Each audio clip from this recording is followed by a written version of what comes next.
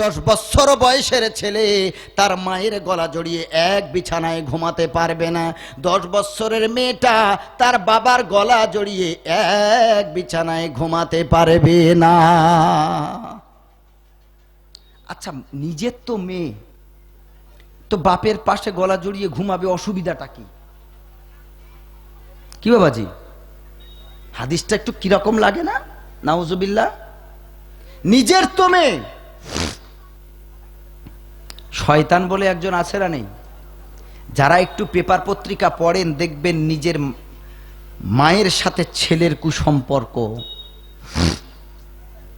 ভাইয়ের সাথে বোনের কুসম্পর্ক, এগুলো কখনো পড়েছেন না পড়েননি? জি বাবাজি, ভাইয়ের সাথে বোনের কুসম্পর্ক, মায়ের সঙ্গে সন্তানের কুসম্পর্ক। দেওরের কথা তো ছেড়ে দিন, ওর কথা বাদ দিন, ও তো ঘরে ঘরে। এ আপনাদের এলাকায় ঘুরে দেখুন, প্রকাশ হয়তো পায় না, 100-র ভিতরে 80টা ঘরে দেওরের সাথে কুসম্পর্ক আছে। এজন্য বিশ্বনবী বলেছেন আল হামু কাল মাউতি, দেওর হচ্ছে মৃত্যুর মতো। এটা তো রসুল বহু পূর্বে বলে গেছে। এই জন্য রসুল আকরাম সাল্লাল্লাহু আলাইহি সাল্লাম বললেন 10 বছরের ছেলের বিছানা আলাদা করে দাও, 10 বছরের মেয়ের বিছানা আলাদা করে দাও। জোরে বলেন সুবহানাল্লাহ। হাদিসটাকে মানুন, যারা বাবা হয়েছেন, মা হয়েছেন আর হবেন, এই হাদিসের উপরে আমল করুন, আমার আপনার কলিজার টুকরা মানুষ হয়ে যাবে ইনশাআল্লাহ। আজ পর্যন্ত কত বন্ধু ডাকলো, একটুখানি এক ঢাকনা মদ খেয়ে যা। আরে মদ না হয় কোরআনে হারাম করেছে, তবে বিয়ার তো হারাম করেনি, আয় একটু বিয়ার খেয়ে যা।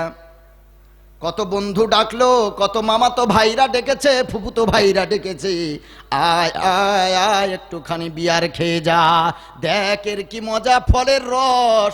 আমি মনিরুল ইসলাম বলি, হে তুমি 500 টাকা খরচ করে বিয়ার আর মদের বোতল যদি কিনে খেতে পারো, তবে আমার দয়ার নবী বললেন প্রতি মৌসুমের ফল তুমি খাও, তোমার ক্ষমতা বাড়বে, অ্যান্টিবায়োটিক হবে, তোমার রোগ প্রতিরোধ করার ক্ষমতা বাড়বে, তোমার বড় বড় ভাইরাস তোমাকে আক্রান্ত করতে পারবে না। ও খাঁটি ফল খেতে পারে না, ওর ভাগ্য হয় না। ফল পচিয়ে হয় মদ, ঠিক না ভুল?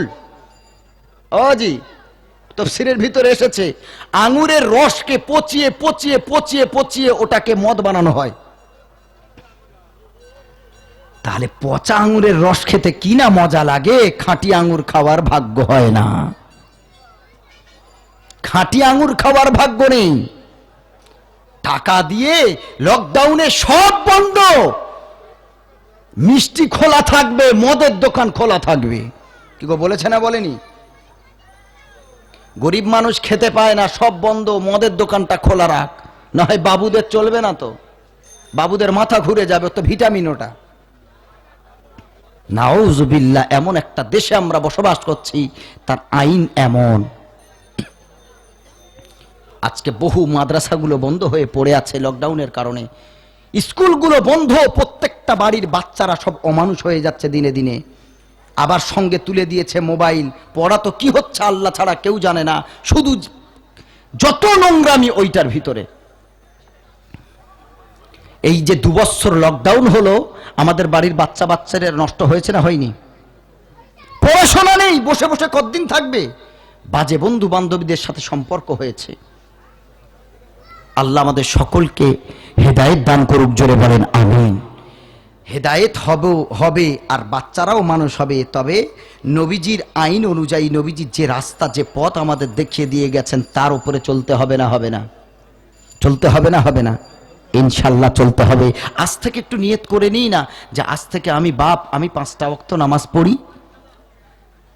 বিবিটাকে বারবার নামাজ পড়ার কথা বলে বলে পড়ে না, আর বলার দরকার নেই। আমি আপনি যদি নামাজি হয়ে যাই, আমাকে কয়েকদিন, কয়েক সপ্তাহ, কয়েক মাস নামাজ পড়তে দেখতে দেখতে ওই বিবিটাও একদিন নামাজ ধরবে ইনশাআল্লাহ।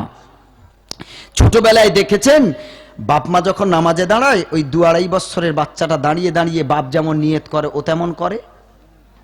বাপ রুকু করে, ও রুকু করতে পারে না, শুয়ে পড়ে, আর বারবার খালি সেজদা দেয়, শুয়ে পড়ে একবার বাপের দিকে তাকায়, মার দিকে তাকায়, মা বাপ উঠলো কিনা। তাহলে এর থেকে চিন্তা করুন, শিক্ষা নিন। ছোট্টবেলায় আমরা যেভাবে চলেছি বাচ্চারা সেটা ফলো আপ করেছে, বড় হয়ে আমরা খোদাকে ভুলে গেছি, রসুলকে ভুলে গেছি, সুন্নতকে ভুলে গেছি, বাচ্চারাও তেমন তৈরি হয়েছে। আল্লাহ রাব্বুল আলামিন বলেন, আমার বান্দারে ইন্নামা হারামা আলাইকুমুল মাইতাতা ওয়াদ-দামা ওয়া লাহমাল খিনজিরি ওয়া মা উহিল্লা বিহি লিগাইরিল্লাহ। শুরুতেই বলেছিলাম কোরআনে যেটা হালাল কথা বলা হয়েছে তা মেনে নিতে হবে, কোরআনের যেটা হারাম বলা হয়েছে তা যতই আমাদের প্রিয় হোক না কেন ছেড়ে দিতে হবে। এর নাম হলো ইমানদার। মুসলমান ভাইরা, ইমানদার যদি বানতে চাও তো আল্লাহর রসুলদের প্রতি ঈমান আনতে হবে, সমস্ত আম্বিয়াদের প্রতি ঈমান আনতে হবে, কিতাবের প্রতি ঈমান আনতে হবে। শুধু কোরআন নয়, 4টে কিতাব কোরআন সহ তাওরাত, জাব্বুর, ইনজিল, কোরআন সহ 4টাকে বিশ্বাস করতে হবে। নবীদের বিশ্বাস করতে হবে। ওয়াল বাসি বাদাল মাউত, কিয়ামতের দিন উঠতে হবে, দ্বিতীয়বার পুনর্জীবন ঘটবে, এর উপরে বিশ্বাস করতে হবে। তার নাম হলো ইমানদার। আল্লাহকে না দেখে বিশ্বাস করতে হবে, তার নাম হলো ইমানদার। এত সহজ ইমানদার হওয়া? কোরআনে যেটা হারাম আল্লাহ ঘোষণা করেছেন ছেড়ে দেন, তওবা করেন যদি একটু শান্তি পেতে চান। আচ্ছা, দুনিয়া থেকে যাওয়ার সময় কেউ কি একটু কিছু নিয়ে যাবে? যে আমি বহু ইনকাম করলাম, টাকা পয়সা কবরে একটু নিয়ে যাই, যাই বাবাজি? নাকি আমি মনিরুল ইসলাম, আমাকে সবাই বলবে গ্রামের মানুষ যে ছেলেটা ভালো আলেম ছিল, হাফেজ ছিল, দিনের দাওয়াত দিত, অন্তত পক্ষে এ মারা গেছে, এর কবরটা 10 হাত করে দে। সবার জন্য তো 5-6 হাত হয়, এরটা 10 হাত কর বলবে? আমাকে আপনাকে ডেকে বলবে যে এ ভালো মানুষ ছিল, খুব দানি ছিল, এর কবরটা একটু বেশি চওড়া কর? সুতরাং কবরে যদি চলে যাওয়ার ভয় থাকে, মৃত্যু যদি হয়, মৃত্যু হবে, এটা অবশ্যম্ভাবী। মৃত্যু 100% আসবে, এটা ভুলে যাওয়ার কোনো রাস্তা নেই। মৃত্যু আসবেই, সে জঙ্গলে থাকি আর আকাশে থাকি আর পানির তলায় গিয়ে, পাতালের তলায় গিয়ে ঘর বানাই, যেখানেই থাকি না কেন মৃত্যু আসবে না, আসবে না বলেন? তো মৃত্যুর ভয় নেই কেন?